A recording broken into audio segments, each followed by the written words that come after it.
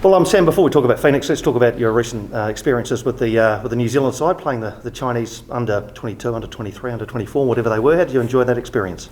Yeah, it was a great experience for me. Like I said, it was my first game to play for New Zealand, my country, and obviously it was great to get 2 wins, and I really thoroughly enjoyed the camp as well, seeing a lot of old faces. You know, I've had a lot of experience growing up with a lot of those boys, and it's good to see them again, like Ronan Wynn. He was one of my best mates growing up, so it was really good, and that's one of the good things about playing for your country. You get to, you know, mingle with all your old mates and you all come together, and like I said, it was good to get a win or 2 wins, and yeah, it was just an honour to play for the country. Did it all seem to come together pretty well in terms of a playing style? Because I mean, you guys don't play with one another week in, week out, but it looked pretty cohesive out there. Did it come together pretty quickly? Yeah, the staff did really well. They had a lot of information to teach us, and I think it was 2 days leading into the games, but I think a lot of the boys were really good at soaking in the information and just putting it into work on the game day. And you know, there was a lot of players that had already played together. Like I said, we came back together, so there was little bits of links of chemistry there, so which was a helpful thing for us. But yeah, it showed in the performances and the results that we managed to find a way to, you know, sort it out. Without wanting to get too far ahead of ourselves here, I mean, obviously the next step up would be the All White squad, and there doesn't seem to be any obvious backup to Libby in that left back spot at the moment. Is it something that you're aspiring to? 100%. Obviously there's hard competition with Libby in there for me, but there's also a lot of other good left backs. You know, there's the Declan Wynn who's in there, there's James McGarry who wasn't there as well, there's a few more, and for me it's always in the back of my mind that I want to be pushing to get that spot, but I think if you just focus on what you're doing at your clubs, I think the cream will rise and you'll eventually get to where you deserve to be, whether that's me or whether that's somebody else. Well, let's talk about club stuff. It's been quite a challenging season for you. You've, I think, got COVID at an opportune time, if there's ever an opportune time to get it. A couple of injuries here and there. How do you reflect on the season? Yeah, it's been a big learning curve for me. Obviously, last season went quite well. I don't think I got injured apart from pre-season.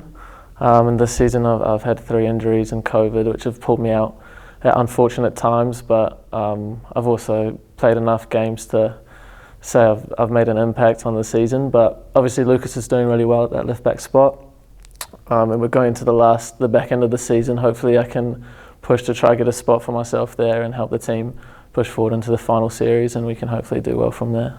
Yeah, so we are in the home straight now, 5 games to go, sitting in a real battle for kind of, you know, all of those spots really. How do you approach these last 5 games? Is it a matter of just trying to get points any way that you can?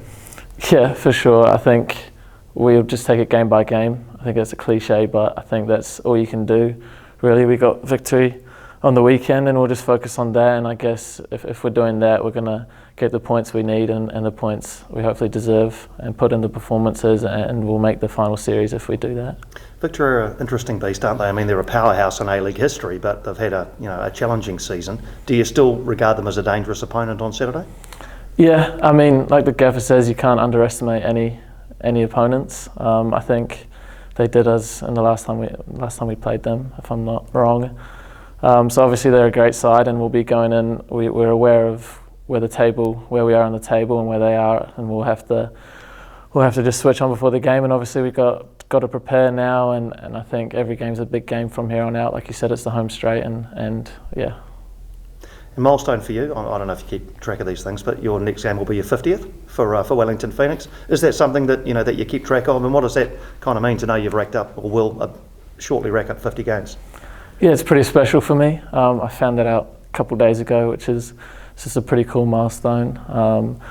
But like I say, I mean, that's not, in the big scheme of things, it's not too much of a big deal. So I guess I just got to focus on the game, because it's just another number kind of thing. And apart from being a couple of years older, how's the Sam Sutton of today compared to the Sam Sutton who came on in the first game? I can't remember who it was against, off the bench, I think, for the last few minutes of a game. How do you reflect on how you've developed over that time? Yeah, I'd say I'm a lot less nervous. I remember that first game against Sydney, I think it was 2-2 when I came on, attacking midfielder. So a nervous young boy coming on there, but obviously I've learnt a lot in the past few years, and hopefully I'll learn a lot more in the next few years coming.